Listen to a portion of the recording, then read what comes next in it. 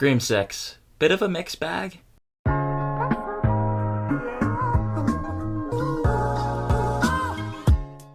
Scream 6 once again stars Melissa Barrera, Jenna Ortega, and Courtney Cox. And in this new installment in the Scream franchise, the survivors of the Ghostface killings leave Woodsboro behind and start a fresh chapter in New York City. Now, I am someone who is a fan of the Scream franchise. That first Scream movie is one of my favorites. How this franchise has both managed to stay alive and keep it fresh with each new entry is pretty cool. So I was looking forward to this one. I did enjoy the previous Scream movie as well, and I don't mind this new set of reboot movies that they're doing with the franchise. Coming out of Scream 6 though, there were some aspects that I was fairly mixed on, but there are some aspects that I did really like, so it's a bit of a mixed bag in some ways. But before we get more into my in-depth thoughts on this movie, make sure to hit that like and subscribe button, and comment down below what are your thoughts or expectations for Scream 6. But let's keep talking about the movie. Now, when it comes to rebooting a franchise, it's really key to create characters that audiences are both going to want to see more of and can get attached to. I thought Scream 5 did a pretty good job at setting up new characters. I didn't mind them. I didn't love them particularly though, but that's okay for the first new movie of this reboot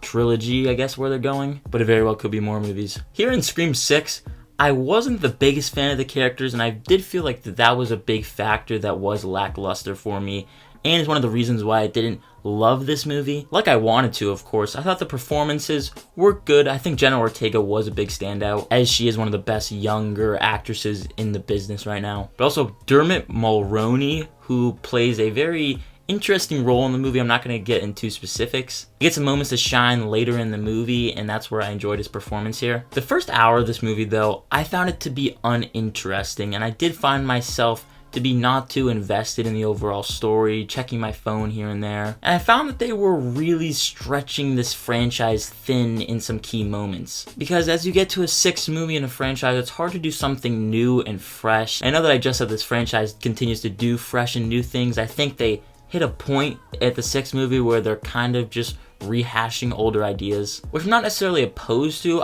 It's just about how they handle that older idea, or an idea that's not as new. Some of the ideas in this movie, it is stuff that is now overused, and there wasn't too much about this one that felt fresh or new. Luckily enough though, it does get more gory. This movie, they go all out, and a couple key kill sequences, which is obviously where you're going to want the goriness to come out. And if gore is something that is a turnoff for you in horror movies especially, or just movies in general, you're probably not going to want to watch this one. Whether that's heads being bashed open, knives going into people's eyes, stuff like that. It's probably the goriest of the Scream movies so far. This is a movie that is still entertaining enough. It's fairly simplistic, and you know where you're getting into with the Scream movies by now, I feel. So if you go into it knowing that, you'll probably have a fine enough time with it, or you'll think it's pretty great, depending on where you fall within the characters and the writing. I will say this movie had a really interesting hook at the beginning, similar to what Scream 4 did with being in a movie inside of a movie inside of a movie. This movie doesn't really take it to that extent. It doesn't go that far with it. But because you're in New York now, you're playing with the idea of there being multiple ghost faces and people getting away with it because anyone could be the real Ghostface killer, and you could possibly get away with little things here and there. I will say I think there could have been one or two more things done with the New York setting.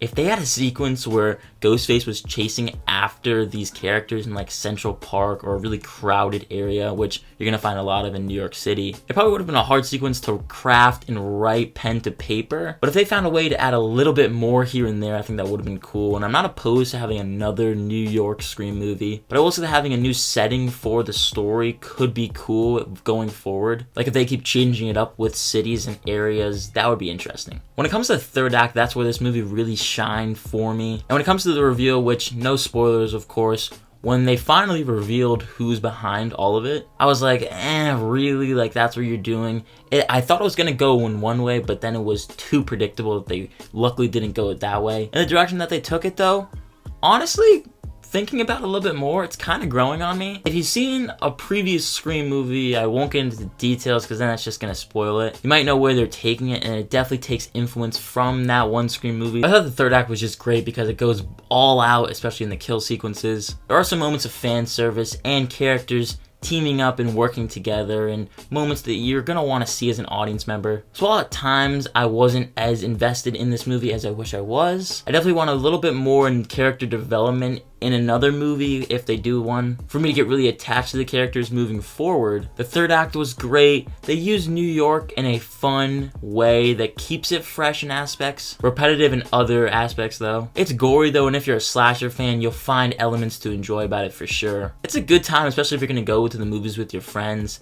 Not as good as the previous Scream movie, I thought, but it's solid overall. I'm gonna give Scream 6 a B-.